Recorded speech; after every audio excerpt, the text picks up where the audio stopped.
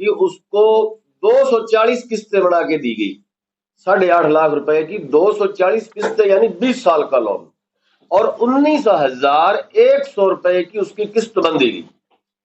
यानी अगर आप 19,100 को 240 से गुणा करोगे तो ये 45.5 लाख रुपए बनता है, 8 लाख रुपए का। और वो आदमी भूमिहीन है, एक उसके 2 पक्के मकान है, और वो बाढ़िया आ रहा है पीलीबंगा में, वहां पे 300 रुपए दिहाड़ी पे वो दिहाड़ी जाता है, और उसको अब धमकाया जा रहा है कि अगर आप ये पैसे नहीं भरेगा तो तेरे मकान पर ताले लग जाएंगे। यहां तक मतलब हद दर्जे तक ये लोग, जो घर की महिलाएं हैं वहां पर भी इनके गुंडे उन पर बुरी नजर रख रहे हैं, उनको भी मजबूर करते हैं, तुम आओ, तुम सोना दो।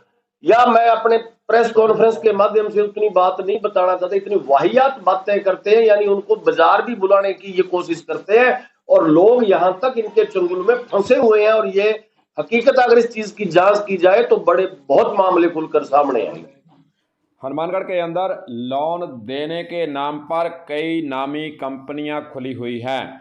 लोगों को प्रचार प्रसार के जरिए पहले अपने जाल में फंसाती है, उसके बाद फिर लोन देने के बाद तंग परेशान करने की खबरें अब सामने आ रही हैं। लोन जितना दिया है उससे ज़्यादा ब्याज, फिर प्लांटी के नाम पर लोगों को तंग परेशान करने की घटनाएं हनुमानगढ़ जिले के अंदर बढ़ती जा रही हैं। इसलिए प्रेस कॉन्फ्रेंस कर आज किसानों ने इन कंपनियों पर आरोप जड़े हैं।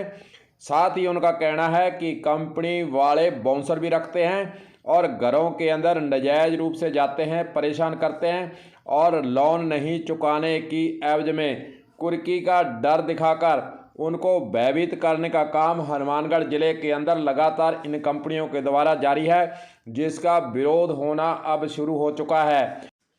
3 मार्च 2025 को कलेक्ट्रेट का घेराव करने की घोषणा किसानों के स्तर से की जा चुकी है।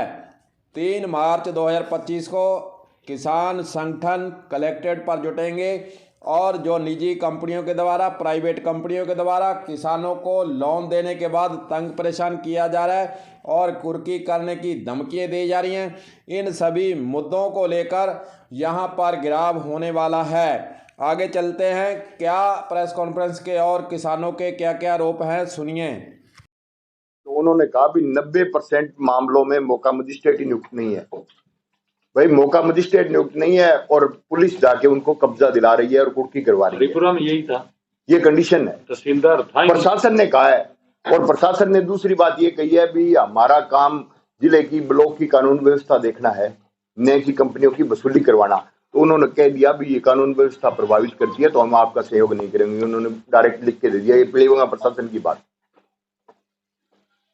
और एक और खेत कल्याण और जो छत बचाने की लड़ाई है, छत में अपने सभी आते हैं और लगभग 50 से 60% लोगों ने आवास के लिए लोन लिया हुआ है। लोन लेना बुरी बात नहीं, लोन चुकाना बुरी बात नहीं है, पर कोई सिस्टम तो होना चाहिए ना। गवर्नमेंट जब करोड़ों रुपए को लाखों रुपए में माफ कर सकती है, तो अगर कोई कहीं किसी की छत का सवाल आए तो उसको भी कहीं छूट मिलनी चाहिए। वो बाउंसर रखते हैं साथ में। अब उनकी गुंडागर्दी देखो, पुलिस जिस घर के जो मालिक हैं, मुखिया जो हैं, नहीं भरा गया, एक ड्यू हो गई, ड्यू होने के बाद में मुस्टंडे लेकर के और उनको डरा रहे हैं कि अगर नहीं खाली किया तो हम मारेंगे, और पुलिस भी उनको ही धमकाती है। ये ऐसा पहली बार हो रहा है कि पुलिस ऐसी कंपनियों को सह दे रही है। एसके फाइनेंस कंपनी के नाम से बड़े मुस्टंडे रख रखे हैं। पुलिस कह रही है हम अशांति में लोगों को गिरफ्तार करते हैं, पकड़ते हैं। तो अगर पकड़ना ही है तो वो मुस्टंडे हैं, उनके पास हथियार भी तो हो सकते हैं, वो बाउंसर है।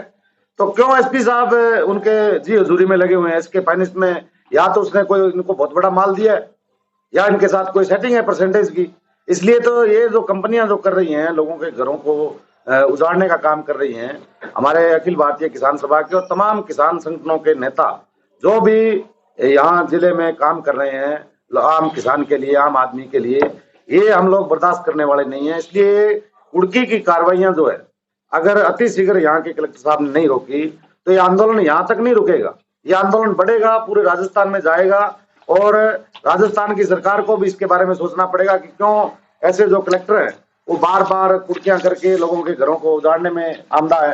टीबी में एक घर की कुर्की करने के लिए चले गए, जाने के बाद में उस आदमी ने लोन नहीं लिया, वो गारंटर था, वो ये कह रहा था कि जिस आदमी की मैंने गारंटी ली है वो आदमी के पास प्लॉट है, उसके पास जमीन है, वो बिल्कुल मजदूर आदमी था, उसका एक पट्टा था टिब्बी के अंदर। तो उन्होंने कहा हम तो उसको नहीं पकड़ेंगे, आपके घर की कुर्की करेंगे। हमारे किसान सभा के साथी वहां गए और उसको कुर्की को रुकाया और ये कहा कि हम दोबारा नहीं आएंगे ना, बिना नोटिस बिना कार्रवाई। ऐसी प्रक्रिया जिले भर में चल रही है जो बड़ी ही खतरनाक है। लोगों को जानने की जो जिद यहाँ का प्रशासन कर रहा है इसको हम लोग सहन नहीं करेंगे।